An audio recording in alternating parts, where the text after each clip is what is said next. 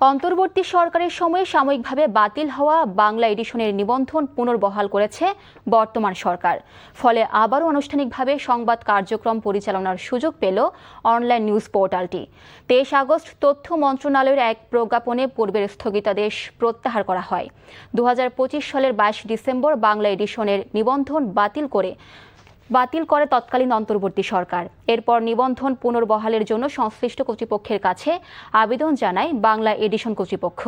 সেই আবেদনের পরই নিবন্ধন পুনর্বহালের সিদ্ধান্ত জানানো হলো। নিবন্ধন ফিরে পাওয়ার পর অতীতের মতো ভবিষ্যতেও সত্য ও ন্যায়ের পক্ষে অবস্থান অব্যাহত রাখার ঘোষণা দিয়েছে বাংলা এডিশন কর্তৃপক্ষ। এর আগে 16 জুলাই 2025-এ জুলাই আন্দোলনের চেতনাকে ধারণ করে আনুষ্ঠানিক যাত্রা শুরু করে বাংলা এডিশন।